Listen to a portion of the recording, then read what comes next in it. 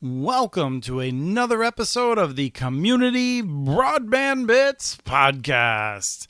I'm Christopher Mitchell at the Institute for Local Self-Reliance, and today I'm going to share a long segment from the show that we did last week on Connect This, which is our video show and is recorded live.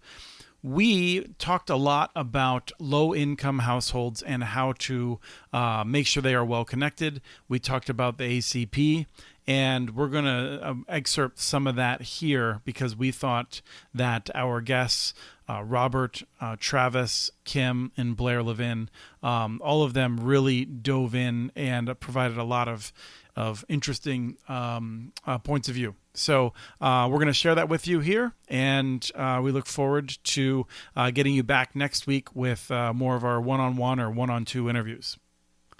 You're going to hear a conversation between Kim McKinley and Travis Carter. Kim is from Utopia Fiber, and Travis runs USI Fiber in Minneapolis. Both of them are longtime guests of Connect This.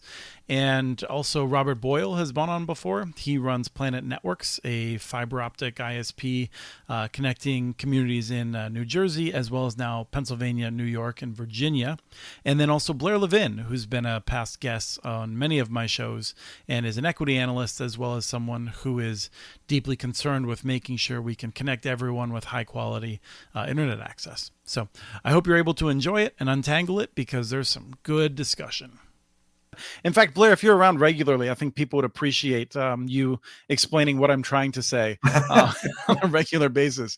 But the point is, so I was in Montana, and some of the states in the West in particular are going to run out of money before they can touch all the unserved. That's right. And if they have to try to figure out a solution for homes that cost $100,000 to bring a low-cost wireless solution to, that would be a terrible waste of money, I think. And that would drag money away from places that could have a decent fiber connection.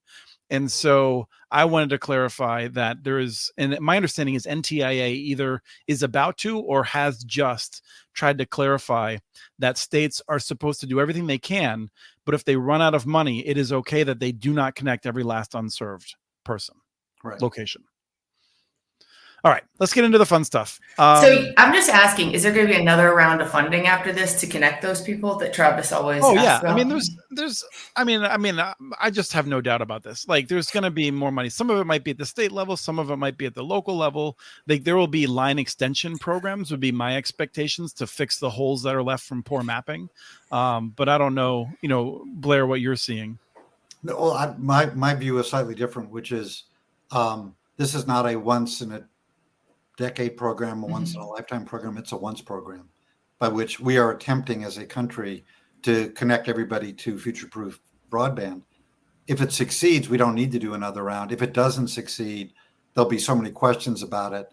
Also, Congress spent a lot of money in 2009. It spent a lot of money in 2021. It will be at least a decade before I think Congress starts to spend money again in this way. Now, the Universal Service Program at the FCC will be spending money, but at a much lower level. And a lot of that money is going to be spent. We can get into what's going to happen with USF, but a lot of that's going to be spent for the OPEX of the final 2% of the companies that will have an operating expense shortfall. So whereas it's true that there will continue to be some money for CapEx, not a lot.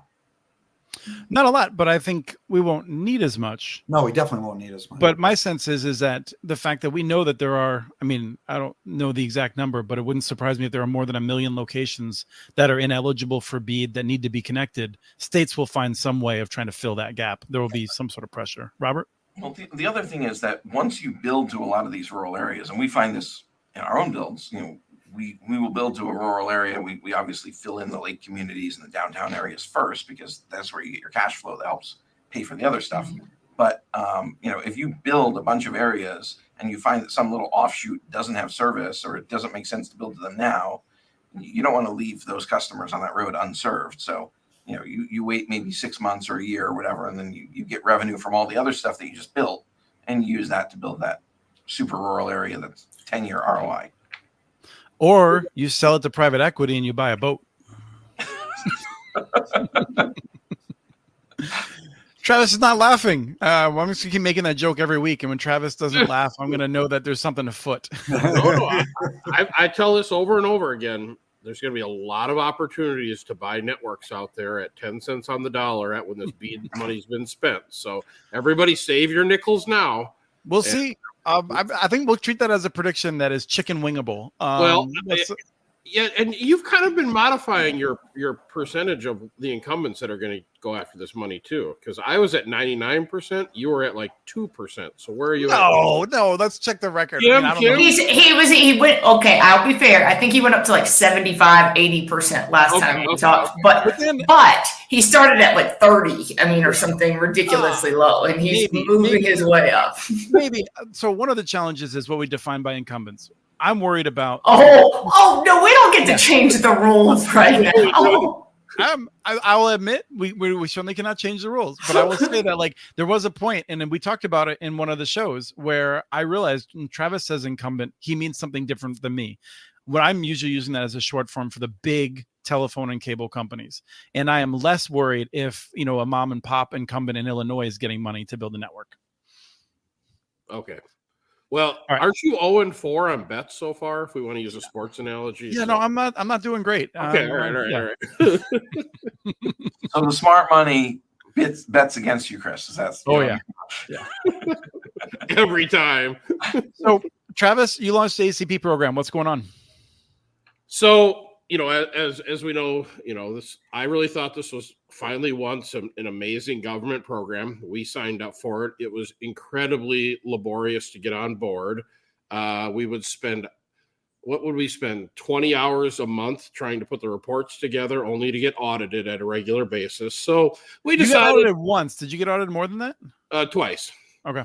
So, So when it came to an end, we had all these customers sitting there that, with no fault of their own, were in a pretty good situation financially. So we just decided to continue on and do it ourselves. And if there is another ACP government program, you know what? Everybody else can have it. We'll just keep doing it ourselves. It's much easier this way. The customers are happy, and there's no question if it's going to continue or not. So yeah, we just launched on Monday. It's going okay. We rolled over our 650 customers. I think we're up to 10 additions since then, and we start marketing on Monday. So I'll keep you posted. So do you mind if I ask what platform you're using for that to vet whether they qualify or not? Yeah, let's see here. I have a little write-up we did. We more or less, Right, let me email this to you. Maybe you can copy it in what we're doing. We were looking at something called Sheer ID, but we haven't done anything with them yet. We're not getting too overly sophisticated. We're basically just saying, are you on any of these qualifying programs? If you are, send us the proof. And what we learned is most people know how to let people know. And so they take a picture on their phone, send it in. And then what we do is we make them requalify every year. So in month 10, we're going to send them an email saying you need to requalify. They'll update the documentation, and we'll keep them going. Okay. Will you have to requalify the 650 accounts that you brought over? Yep. Every customer will just requalify every year. So, I mean, worst case, somebody's on a program today, they get the low cost, and they're not tomorrow. All right, so they get a year's worth. It's not the end of the world. Robert, the one thing we did do, though, we learned through the ACP thing was we require new people to use our router. Because what happened is we were getting just, somebody would buy something from their neighbor's cousin's next door neighbor. And it was 2.4 gigabit. And then they blamed us for all their problems. So we just built it into the monthly cost. So we'll give you as many routers as you need to cover your area. Nice. Yeah, we did is we continued. We're trying to figure out something like build our own ACP program. But in the meantime, we've committed to all those customers that their pricing is again. So it's free now. It's going to continue to be free. If it's discounted, it'll continue to be discounted through the end of 2024. So we've just done that across the board and let everyone know. No, I think it's going to be wildly successful. We just got to get it out there and let people know. Most of them that we have gotten so far have heard it through word of mouth, which is funny because we didn't really tell anybody. So, there's somebody talking about it. So, Blair, were you going to say anything? Nope. I saw you on mute at one part. Kim? Yep. Nope. Don't have anything to say. Just disappointed that it ended. And grateful that there are providers who are able to continue offering low cost solutions for these people. It's a huge loss for the country that we're even in this situation right now. Yeah, and I did see that a number of the national companies have continued their efforts. $10, $20, $30 different programs have popped up, and so there are a variety of opportunities that we saw before. We're going to move into a segment now that is sort of focused on Blair Levin's response. Sorry, just like you're not even here. Mr. Levin's response to Ted Cruz's questions after you were at a hearing, Blair, about the ACP and the loss of it. Some of the questions are weirdly antagonistic, and we'll cover that in a few minutes. But one of the things that I thought was interesting was that it didn't seem like it was shared that this was a successful program. Like Kim just was lamenting that it's gone, and it felt like the tone of the questions was more of a gotcha than it's sad that this program has left. Yeah, I know. I think that's fair. When I got the questions, my immediate reaction. So I testified in early May. A few weeks later, get 10 questions. And since I was skeptical that any legislation to extend ACP was going to go forward anywhere, I'm thinking, why are they sending me these questions? And then I read the questions and I go, really, why are you sending me these questions? Because there's really only two reasons to ask. One is because you sincerely want to know information that will help you form your view of policy, in particular, how to improve the program. Because Cruz has not said he's opposed to it. What he has said is, it needs to be reformed in a variety of ways, which he has not specifically identified. Though some might argue that some of his amendments to the Cantwell legislation represents that. But the other thing is exactly what you said, which is a bunch of gotcha questions, which is a little bit weird since he asked me no questions when I was there live. If I was going to, as a lawyer, ask someone a gotcha question, I'd rather do it live. But having said that, when I started to read the gotcha questions, I decided to do what I would never advise a client to do, which is to write very lengthy explanations for why, no, you don't got me. So one of the ones that started was, and one that I think is legitimate and that I also want to pick on because I think is useful is, do we know if we've spent, on the order of between $15 and $20 billion between the EBB and the ACP? Do we know if more people, particularly low-income families, were able to use the internet than would have without the subsidy? Yes, we do know the answer to that. And the answer is yes. It's very clear. There's a debate about how many, and there are a couple things that I think are important. Number one, in the questions and in some of the analysis that some of the critics have done, they completely ignored the emergency broadband benefit. So, which was the year before, it was a $50 benefit. It was COVID related, but the EBB ramped up the number of people who could get on. And then some people look at the number from when EBB expired and said, see, ACP didn't do that much, but they were starting at the wrong level. So there was a technical error in my view. But the other thing is, there really are three categories. There are those who already were on and were on in a sustainable way, but who are nonetheless low income and benefited from the program, but not because they were able to get on, but because it just helps them generally. There's a second group, which we're not on, and I think that's about 25%, not on at all, and who were absolutely able to get on. And then there's about 50% of the 23 million homes who were off and on. And I think the goal should not just be to get people who were not on before on, but also to get people on in a sustainable way. And I think that's about 75% of the people. And there were some of the questions that kind of questioned my logic about saying some of the things I did. And I thought those questions were totally legitimate. And I was very grateful that they gave me a chance to explain why I said what I said. Now, I'm curious, Kim, Robert, and Travis running networks and keeping an eye. Kim, you probably keep a close eye on churn. Do you feel like you saw a reduction in churn during the period of the EBB and the ACP?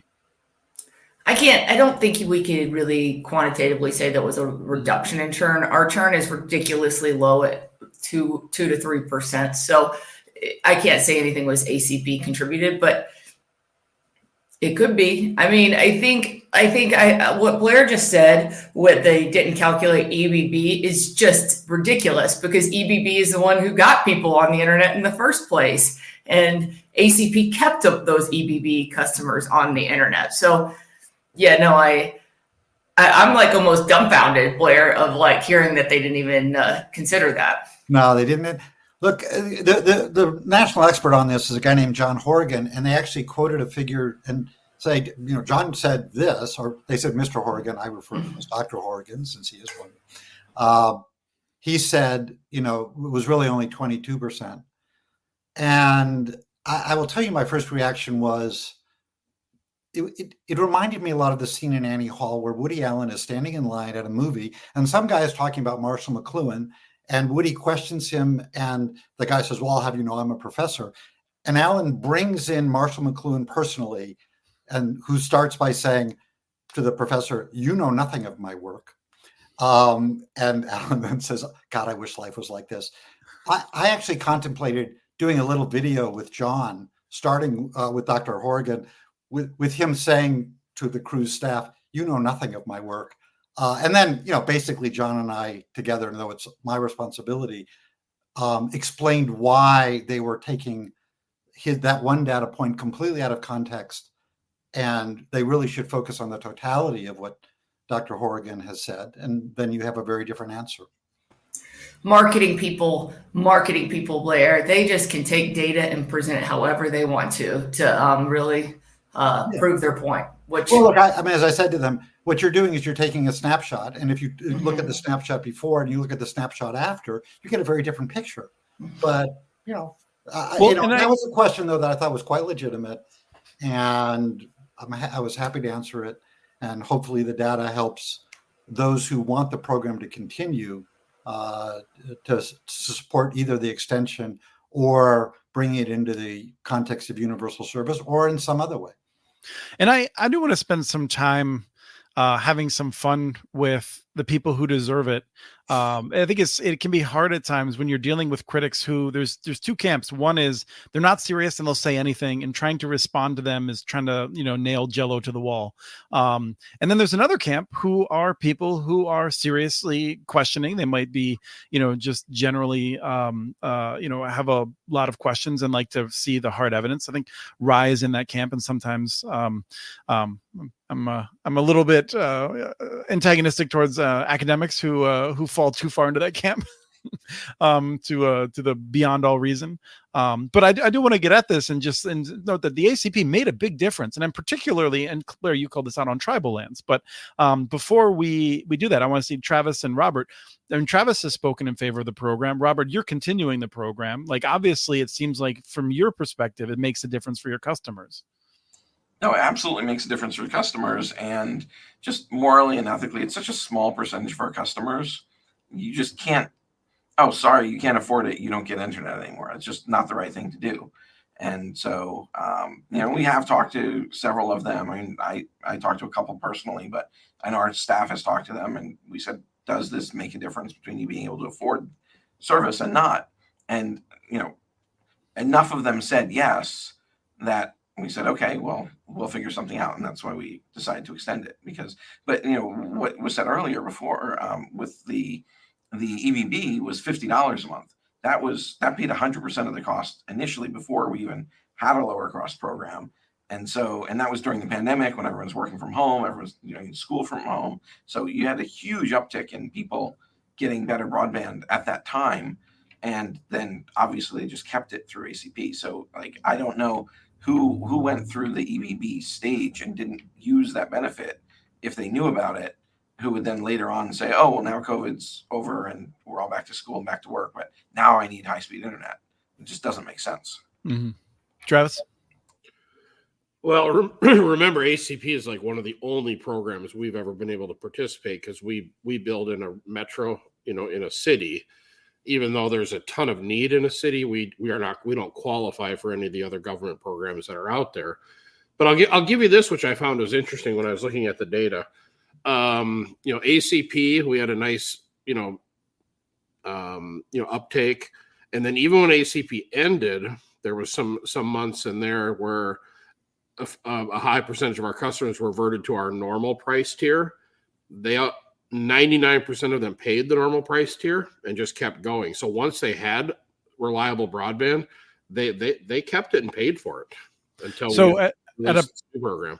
So for some number of your customers, they were ACP and they were getting either discounted or free service, and then you began charging them and you saw that they were paying that. Yeah, attrition was almost nothing. So it's kind of an interesting thing where, if people get online and they have a high quality service and they start utilizing it, this small group of people continue to pay for it, and now they qualify for our new ACP program, so they're back down to a lower dollar amount. But you are not alone in that. I also I'm a Wall Street analyst, and one of the interesting things has been that the ISPs have been telling people like me and others on Wall Street that fundamentally what the government did was it paid for a 2-year promotional program, and it was fantastic, and that they don't think that many people will drop off. But that's a big question mark. I mean, and if we see very little drop off, then I think it'll be very inexpensive to come up with a new ACP program. If we see a lot of drop off, then it'll be different. But, one of the questions I was asked was about private sector responses, and I'm a big fan of them. And I actually had a role in the early days of Comcast Internet Essentials, and I think they're great. But I would just want to remind people, as I reminded Senator Cruz's staff, we don't treat low income medical needs by depending on the charities of wonderful charities, right? Wonderful hospitals who do charity. We don't depend on connecting everyone to food. We have a SNAP program, but we don't depend on community soup kitchens. So, on some things you really need the government. I think this is one of them for the reasons I lay out. But that's not to in any way criticize the private sector efforts. Mm-hmm. And it's a big unknown as to how successful they will be on. Because really, June will be the first month where there's no support of the government for low-income broadband subsidies. But I think what you're starting to see is that people, like what Travis just said, that people weren't dropping off, and what you just said is that we're like people are still getting it. It's that this is a necessity for people. So maybe yes, that people are not dropping off, Travis, but what are they giving up because of that they're paying the bill? And I think that is a conversation that people aren't having because people cannot live in these days and times without internet and be functional. Well, and I do want to add on to one thing that Blair said, which is not only do we have a sense that it wouldn't work to depend on soup kitchens and volunteer hospitals, we've run the experiment. Like humanity has done this many times. There's a reason we developed those programs, flawed as they might be. They are a response not to a hypothetical issue, but to people dying of poor health care and not having horrible lives from malnutrition and things like that. And so I just like to remind people sometimes that like we have done this in the past. And if you look back and you read a biography of someone born in the late 1800s, and they experienced the difference between their early part of their lives and the lighter part of their lives, it's significant. Was that during the Woodrow Wilson administration, or was that a different one? It just so happens that it did touch on the Woodrow Wilson administration. Always Wilson. Okay. I haven't read Alexis's question here. Do folks have thoughts about the fact that many state level grants relied on the ACP for cost modeling? And so you've got a bunch of people that have accepted money and soon will accept money to build in areas under assumptions that they would be getting on the order of $350 per year of subsidy to make sure they had more customers in these areas. So it's pretty significant. Absolutely. By the way, one of the questions I was most astonished by during my testimony, I said that it is an absolute fact with mathematical certainty that if we get rid of ACP, there will be a number of locations in Texas that will not get fiber, but instead will be forced to take either fixed wireless or satellite. That is an absolute certainty. And they asked me to explain actually do the math. So I went through and I did the math. Why would you ask me to do that?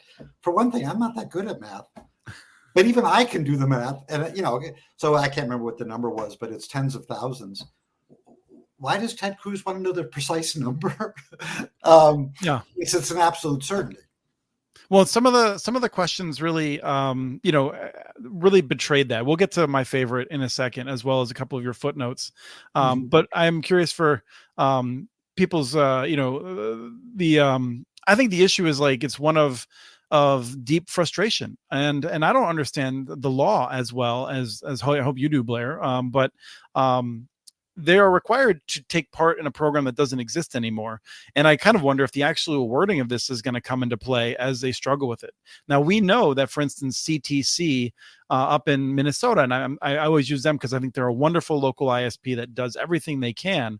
They built out to Bois Forte, which is a tribal reservation. Many of the people on Bois Forte were able to take service at $75 a month because of that subsidy. But CTC, as a co-op that doesn't have like vast reserves of profits to rely on to dig into, they can't just like slash the $1 million salary of the executives in order to make it happen. They can't provide that service now. And so people don't have service. But at the same time, like, we've paid public money to build that network. It's a big problem. I mean, the loss of ACP has significant administrative problems, legal problems, but the biggest problem is it raises the cost that BEAD will have to pay to connect everybody because you're losing a bunch of revenue. One of the things that suggested that they were not entirely serious when they were asking you questions is they asked, and this is a quote, do you agree there are harmful effects of too much screen time? And this is the sort of thing that I want to plaster on billboards across Texas for his reelection campaign.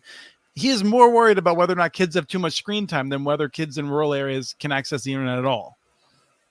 Yeah, I was a little astonished by that question. You wrote perplexed. Perplexed. Yeah, I was perplexed by that question. Look, I actually gave a speech that was partly about that topic 15 months ago. They obviously didn't do much research on me, but I don't blame them for that. But my more serious point was society is always wrestling with new technology and the costs and the benefits. As I pointed out to them, cars kill 40,000 plus people a year. We do not ban them. We try to make them safer. There's medicine that saves lives, but is also really destructive to certain people. We don't ban the medicine. We try to make the distribution of it safer. And so here, and I pointed out, and by the way, pro tip, I only cited Republican states. I looked at the states of Florida, Ohio, and Utah and said, these are states which are trying to address the problem of too much screen time. And they're doing it in different ways. At the same time, they're spending hundreds of millions of dollars of getting educational technology into the classroom. So the kids are spending time in the classroom on screen time. Now, is that hypocritical? No. That's just trying to do what we always are trying to do, which is to balance, get as much of the pros as possible and diminish the negatives as much as possible. That's what we should do. And this notion that it's kind of all one or the other. I mean, I actually had an answer. I cut back a lot on my sarcasm in the answers. But Cruz himself has sponsored various legislation to do the very thing I'm talking about. And they seem to be unaware of their own point of view on it.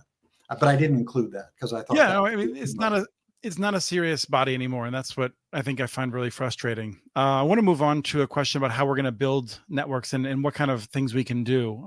So we're going to put Robert, Travis, and Kim more on the hot seat here. But as we're coming out of it, I did want to note, one of the things that I think about, which is ACP put about $360 per year into the pockets of people, of 20 million households, or in order to try to make sure that they had decent internet access. And the question for a government program should be, what did we get back from that as a society? And Blair, in your writing, you cited multiple examples in which, in different studies, you could have gone on much longer. I'm sure you did, and then you cut it back. Just noting that what we know from telemedicine is that probably we had, and these are my words, but we probably had more than an average of $360 of benefit just from telemedicine. Right. We probably had more, I would say we probably had more than $360 per household of benefit from educational opportunity, from economic opportunity, from any number of other things. And so you have cited a whole bunch of studies. And so one of the things that I think people might enjoy doing is just looking through some of those to remind themselves of this. And the part that I find really frustrating, this is not just like making fun of people I disagree with, but there's a lot of people who don't appreciate the power of a multi-purpose or platform technology, and the way that it just doesn't generate revenue directly, but it enables everything else to be more effective. Yeah. Yeah. No, actually, I had a wonderful dialogue with Senator Vance at the hearing on this question about the general purpose technology. I refuse to believe that. Yeah, I know. It was a little bit surprising, but no, Senator Vance has been very good on this issue. And it was, that was, to me, the best part of the hearing. But there's both a policy point, which is not only can we save money, we should be designing the program to save money more, but there's also a political point. And if I may be so bold, I think the argument, and I've been in discussions with the White House and the FCC and others about this, the argument that we need to continue ACP because poor people will be hurt in this political context is not a winning argument. Well, we know that if you cut ACP, you're going to raise the cost of Medicaid could be a winning argument. And so I have been trying to do the latter. I just think that if we're trying to get it through a Republican House and a basically split Senate, the argument about how government will cost more and be less effective if we cut ACP can be a political winner.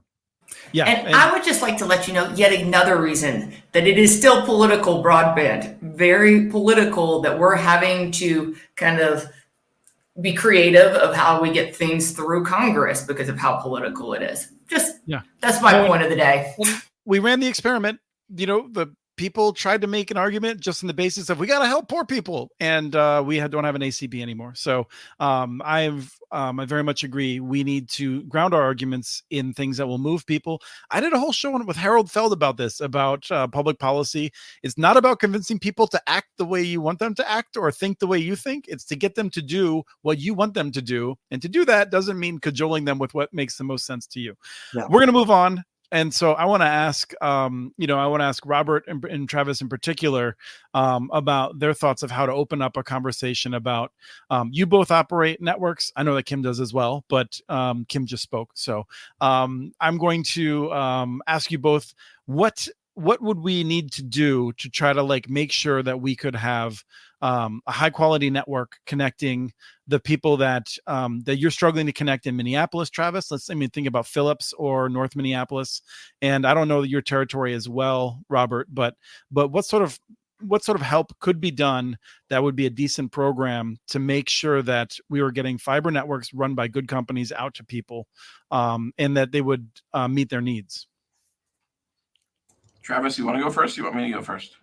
No, go ahead, because this is the question I keep posing to Mr. Mitchell in a much simpler fashion of how do you build high-quality networks and generate very little revenue off them? Mm-hmm. So to me, the number one factor is long-term, low-interest financing. That is with an almost unlimited pot that will get paid back, and you can cycle through it over time. But that to me is the biggest hurdle. Now we're in a really good position. We have a wonderful bank and we have access to lots of capital now.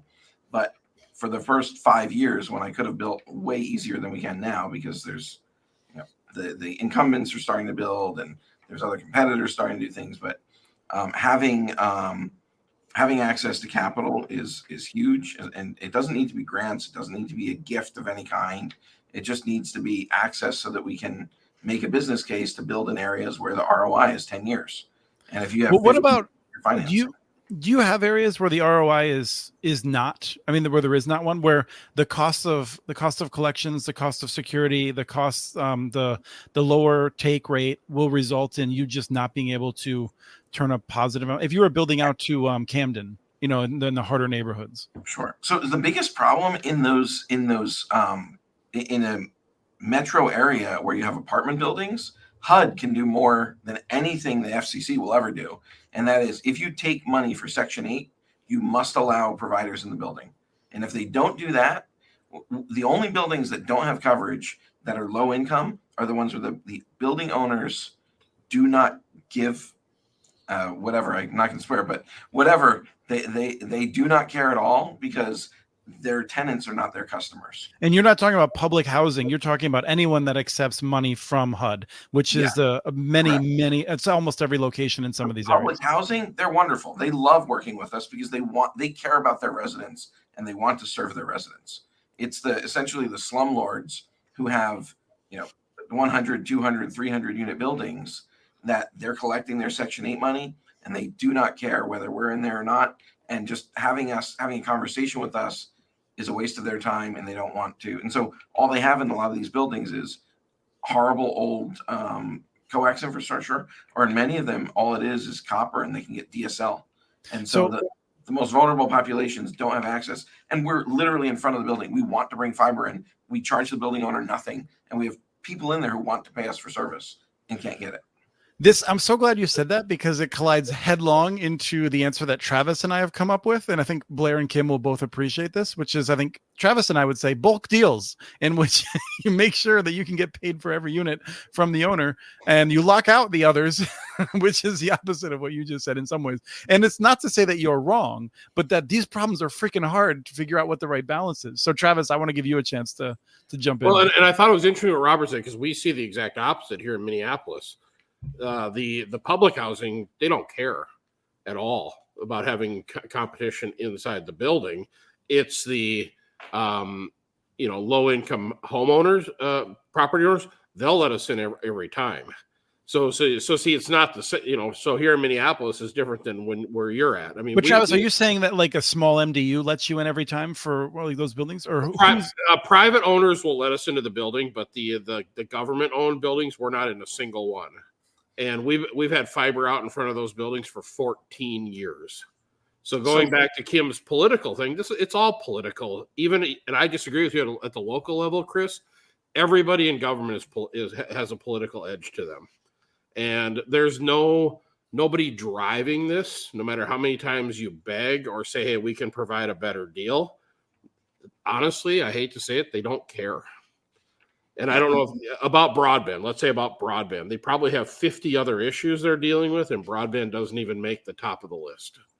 Yeah, I think it's a very good case, Travis. I would restate my earlier claim that the local level is not political to say in some circumstances, which makes it meaningless. It's He's always changing the rules. Yeah. Chris is always changing the rules. Okay, keep going, Chris. I learned it from my son. We play a lot of games together. Robert, you were going to jump back in, I think. And then Blair. So small MDUs are fine, like 6-8 units, no problem. Those people want us there. HOAs, no problem. It's absentee landlords who own apartment buildings where they're not there. They've probably never even been to the building. They have like a local super who takes direction from their headquarters management office, and they're just like, you have to call these people, and these people are like, no, we're not interested in. And in some of those cases, they have a bulk deal. Like one of the buildings I can think of has a deal with Gigamonster, which I think is now in Chapter 11. But I think they ran a dedicated 100 meg connection to the building for 200 apartments, and they had a 100 meg lumen connection. And we have fiber in front. We want to give them access. We can't do it. So, Blair, I was just going to add, the bulk billing question is actually in front of the FCC in March. The chair announced that she was going to address the question of bulk billing and whether it should be banned or something like that. Certainly a step back, and her more recent comments suggest that she's starting to see that perhaps there are multiple sides, and the record is there definitely are some, like the Harold Feld, who you mentioned earlier, are supporting what you might think of as an opt-out, but there are a lot of mayors and a lot of public housing folks who and traditional allies of assisting low-income housing who are saying bulk billing is the only way we lower rates for low-income folks. So it'll be interesting to see what the FCC does with that one. And I filed a comment for that FCC saying that though we are open access, we do not agree that there should be a ban on bulk billing, because we feel like there should be that, first of all, private owners should be able to do what they want with their own buildings. Should they be more equitable? Absolutely. I'm not saying they shouldn't, but opening up the doors into MDUs doesn't mean that every provider is just going to run in and invest in those MDUs if there is a bulk rate for 5 years in there too. There's some that will, but most probably will stay away. And that's why I said it has to be tied to HUD. So you can't, I mean, it's property rights. If it's my building, I can do what I want. But if you're taking money from the federal government, then you have to apply, you have to have, fire protection. You have to have all the other rules with HUD. You have to allow open access to the building. Travis, how did you respond to Robert's suggestion that a lot of the problem could be solved with long-term low interest capital? Well, that is a spot on, scenario there. I mean, we went from 4% to almost 9 to 10% on interest rates in the last, year and a half. I mean, it's if this keeps up, it's there's no way you're going to be able to do areas that are tough to quantify the return. Well, could you build North Minneapolis at 4% if you had a guarantee of being able to borrow that for some number of years? Well, let's see how successful this ACP program is. So, because if we can get successful with ACP and generate revenue off there, and let's say we had 4% capital, then there is probably a model that makes sense. So you could, with sufficiently low and secure capital that you could plan around, even at a reduced take rate, you're just trying to cut your losses as opposed to actually trying to figure out how to make a profit. Yeah, I mean, this interest environment is, I mean, it's hard to explain how difficult it is to operate in. It's compared to where it was just a year and a half ago. I mean, whatever the reason they've done this, a lot of us small operators are, we're significantly impacted. Our builds are smaller. Yeah, on a previous show, I believe you said that it's on the order of $500,000 at a minimum is what you've cut back. Yeah, of just interest. Yeah, I mean, it's unbelievable. I think the interest rates have stopped a lot of the progress in the broadband field right now. I think what I've seen is that people are not going forward with their broadband project, or they're waiting for interest rates to go down, hopefully, which I saw the EU reduce theirs today. So the reserves might be reducing ours, or they're waiting for the BEAD money, which who knows what's going to happen with that. So yeah, I think the high interest rates have really impacted how much fiber is being put into the ground right now. I'd say Robert's right. That's the number one issue above and beyond everything else is your cost of capital. I mean, the thing that always comes to mind that I want to ask Blair is I've heard it talk of an infrastructure bank since before I knew what a bank really did or what infrastructure actually was. Yeah. No, actually, my former boss, Reed Hunt, he and I both served, but in different capacities, in the Obama transition team, and he made a big presentation to try to put an infrastructure bank in the what was passed in February of 2009. He and Larry Summers had a great debate about it, and Summers disagreed, and Summers won. And I think that was the last opportunity. He so often did. Pardon? He so often did, and I'm not going to say he was always wrong, but pretty frustrated. Well, I think if you read Reed's book entitled "A Crisis Wasted," available on all good bookstores and on Amazon, highly recommed. I really enjoyed it as well. I mean, it does tell the story, and Summers is a very smart guy, but I think Reed was absolutely right. We're about to lose Travis, and then we'll wrap up with one or two more notes about ACP. Travis, anything else you want to include? No, sorry, I got to hop off. Ironically, we have a conversation with the bank. So, and Kim, you said the EU just lowered their I saw it come across the EU. So they said that the Fed reserves probably will reduce ours as well. Yeah, but let's be clear: 25 basis points isn't going to matter. Right. Well, I think the question is we're all in over our head except for maybe Blair, but probably Blair too. The question is, how does the market respond after a small reduction, and that might give us a better sense of where things will go in the future. Yeah. Well, yeah, but the market doesn't affect our Robert and Kim and I borrowing. So, right, but I mean, I think the question is if we see if things get too hot with a small reduction, then we will not see much more of a reduction. Is the concern. I doubt we see much through the end of 25. I mean, realistically, the way things are going. So, but yeah, I mean, I just kind of think that, if you talk to a state or a city that had the ability and they tasked them, what does it take to build North Minneapolis? And you say, well, we need a loan at this rate or something like that. It's not as hard as people might think to actually figure out how to do something like that. Well, it's not you need to give $1,000 to every family. No, we have had those conversations, and they just go off into the ether. So we'll see. We'll see. Really the key for us is if this ACP program that we've launched is successful, and let's just say we could add 3,000-4,000 people onto it, that's good cash flow that we could then reinvest that money into other areas. Mm-hmm. So that's really kind of what we're hoping that happens out of this. So just to be clear for people, you build a fiber network, your operating costs are such that just getting some level of cash flow from certain aspects is just far better than getting zero from those households. Well, sure. The network's already built. Yeah, you've already have the bypass costs done. So yeah. And I don't know, Travis, we always say 80-20. 80% of our cost is to build in front of somebody's home. Yeah. 20% is to connect them. You are 100% spot on. Thank you all. Appreciate the time. Travis. So one of the things I wanted to note is that if you read anything from Blair, don't skip the footnotes. I did the math quick, and Kim is the youngest person on here, and I don't know exactly how old Blair is, but according to some economists, we are roughly the same age. All of us, right, Blair? Yeah, that's right. Though that another one of the questions that I couldn't believe they were asking me this. I cited, literally dozens of studies. There was one study that had a problem. And I was grateful that they brought it to my attention. I don't actually think it was that big of a problem. It was a problem.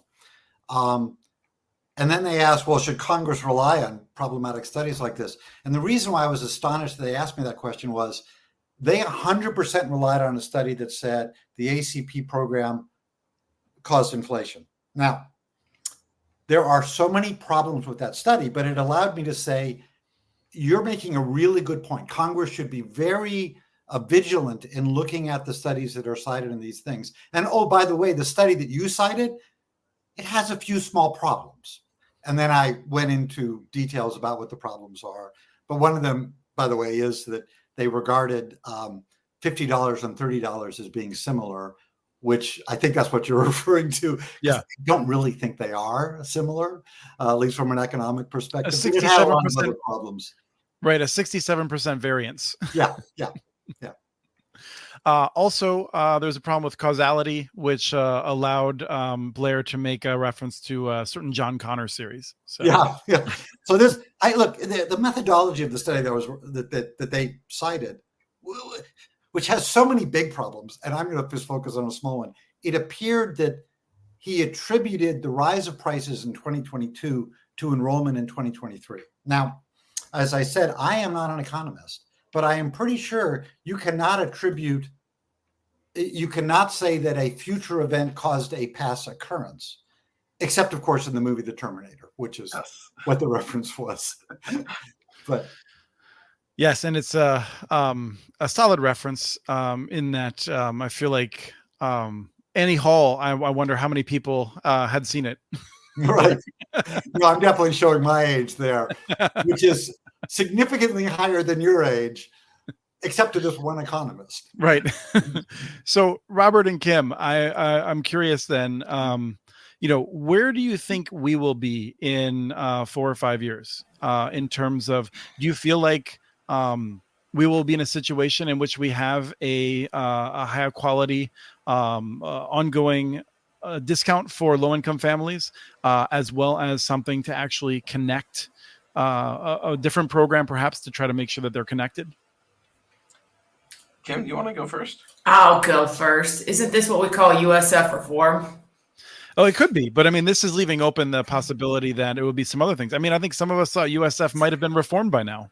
I think that nothing else is going to get passed until we reform USF. I think that is going to be the crux of the situation, because USF is out there. It's dying. Something has to happen to it. So is that going to be a broadband tax? And is that going to be our new USF? I think you're going to see more of that movement, but there's always going to be a low income program. But I think it's going to be reimagining what is already there than a new one, personally. Let me plug the Community Broadband Bits podcast, which had Mike Romano on it. And we just talked about some of the aspects of this and the politics around that. So if people haven't heard that, that would give you a little more depth on what Kim just brought up. Robert? I think that you're going to see over the next 6 months that things like, the ACP program that was created in Minnesota and what we're doing and what other companies are doing to try to come up with, kind of private solutions, because we want to connect everyone. We've already paid to connect, to go in front of their houses. So let's try to get as many of them as connected as possible. It's just good business to do that. In more rural areas where you've gone by 5 houses in a mile or 2 houses in a mile, getting a minimum amount and subsidizing it is not going to work. So you're going to have some type of subsidy for those areas to have them make sense. And I think part of that is based on the customer mix of the company. So if you have more, suburban and rural areas together, then you can kind of, dollar cost average what you're getting in, even if you're operating some parts of your network at a loss, which is what we do. And that's fine. It's just part of the deal. But then you'll also have areas where it's purely rural, and those areas you're going to have something. And like Kim said, the USF reform, where you have a dying service that nobody really uses anymore, subsidizing another dying service that nobody really uses anymore is probably not the solution. So Blair, I feel like the question for you is muddle through. Will we still be muddling through at that point, or will we have had a more significant solution? So if you'd asked me 4 years ago, I would have said sometime in the next 4 years, we will actually reform universal service. The contribution factor doubled under Ajit Pai, who never talked about it once until he was like walking out the door saying, oh, by the way, we probably need to deal with universal service. The Congress asked the FCC to do an analysis of what is the future of universal service after the BEAD program. And I know the FCC staff very well. They're capable of extremely good work. The response was not extremely good work. And that study is just not at all relevant to the current discussion. There is an important discussion going on between Senators Lujan and Thune and a bunch of others to present a bipartisan universal service reform package. I think it's tricky, but I think regardless of the election results, it is certainly possible because there's a bipartisan interest in it. And while everything is political, I agree with that, it doesn't fit in the neat packages of kind of liberal conservative. So I do think we'll get universal service reform, but I would be the first to say, whoever does it, it's a politically difficult thing. And I don't see people having a lot of political capital and courage to do that kind of thing. They're not going to do it in a presidential election year, but hopefully next year they'll actually be able to do it. Yeah, I certainly hope so. And I feel like, I guess the thing I'll just wrap up with is, in my mind, the uncertainty is where anything can happen. And so I am never in the situation where I'm like, oh, we'll definitely just be muddling through this forever. At some point, something will change, often due to something that one did not expect causing it. So I have hope. We have transcripts for this and other podcasts available at muninetworks.org/broadbandbits. Email us at podcast@muninetworks.org with your ideas for the show. Follow Chris on Twitter. His handle's @CommunityNets. Follow muninetworks.org stories on Twitter. The handle's @muninetworks. Subscribe to this and other podcasts from ILSR, including Building Local Power, Local Energy Rules, and the Composting for Community podcast. You can access them anywhere you get your podcasts. You can catch the latest important research from all of our initiatives if you subscribe to our monthly newsletter at ilsr.org. While you're there, please take a moment to donate. Your support in any amount keeps us going. Thank you to Arnie Hughesby for the song Warm Duck Shuffle, licensed through Creative Commons. This was the Community Broadband Bits podcast. Thanks for listening.